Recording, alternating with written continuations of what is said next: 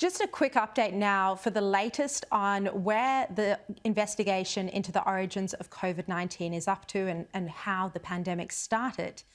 You might have missed this, but top Republican Senator Rand Paul had yet another fiery clash with Anthony Fauci this week. It was the first time Anthony Fauci gave evidence since the NIH was forced to correct the record and admit that they had been funding gain-of-function research in Wuhan. We've been reporting this on Sky News and in The Australian for something like 6 months now, and yet the NIH had been denying it the whole time until this recent admission, which was quite significant. And of course, as you know, Fauci had previously denied this. Rand Paul drilled down on the NIH support for experimenting with coronaviruses that could kill between 15 and 50% of those infected, endangering the world, he said. Have a look. You have said that I am unwilling to take any responsibility for the current pandemic. I have no responsibility for the current pandemic. You said the overwhelming amount of evidence indicates that's a lab leak. I believe most card-carrying viral phylogenists and molecular virologists would disagree with you that is much more likely, even though we leave open all possibilities, it's much more likely that this was a natural occurrence. And third, you made a statement just a moment ago that's completely incorrect, where you say we continue to support research at the Wuhan Institute of Virology. You proved it in August of last year. No, your statement says, quote, I wrote it down as you were writing, you continue to support research at the Wuhan Institute of Virology. You were in committee a month ago and said you still trust the Chinese scientists and you still support the research over there. You said it a month ago in committee. Fauci has lied over and over again, and you saw there he was defiant. He wasn't apologising for his previous misleading evidence to Congress where he said that they were not funding gain-of-function. He said they had never funded gain-of-function research at the Wuhan Institute of Virology. That was wrong, factually incorrect, a lie, as NIH has now admitted. As we've said before, Fauci should resign for his role in funding research in Wuhan that may have sparked the pandemic. We don't know yet. He should also resign for lying about it and giving misleading evidence to Congress.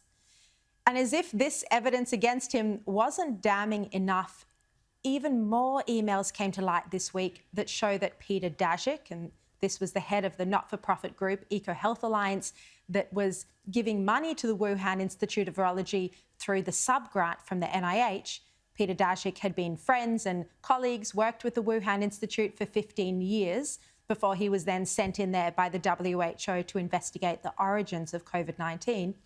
So the emails this week showed Peter Daszak thanking the NIH for allowing him to continue to do gain-of-function research in Wuhan. This is just extraordinary. In the email, which you're looking at now, Peter Daszak says, this is terrific. We are very happy to hear that our gain-of-function research funding pause has been lifted. And he's emailing an NIH official then. Unbelievable. And these emails were obtained under a Freedom of Information request from the bipartisan group White Coat Waste, and you've seen them on this show many times before.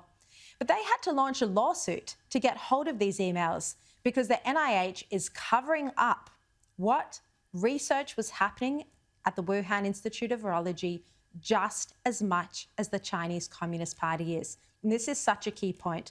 We hear international leaders, American officials all of the time, even President Joe Biden, the intelligence community, calling on China to be transparent and to open up. But the NIH and other agencies were directly funding this research through the sub-grant. They had the proposals. They knew what was happening with the coronavirus research, and yet they haven't opened their books. They haven't been subpoenaed. There has been no call for their documents or emails or evidence given from the key figures to be made public. Instead, it's up to not-for-profit groups like White Coat Waste, others like the US Right to Know Group and media outlets and journalists to spend the money launching lawsuits to try get access to these documents, to these emails. And even then, many of them are redacted and you're not getting the full picture.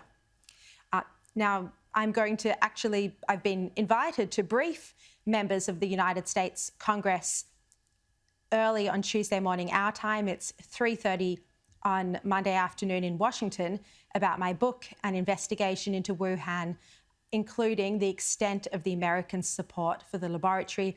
And I will be calling on Congress to launch a proper inquiry with subpoena power into the origins of COVID-19 and not just sit back and wait for China to be transparent. We know that will never happen. There's going to be a small story in the Australian media section tomorrow that will have the link to where you can watch that evidence if you are interested.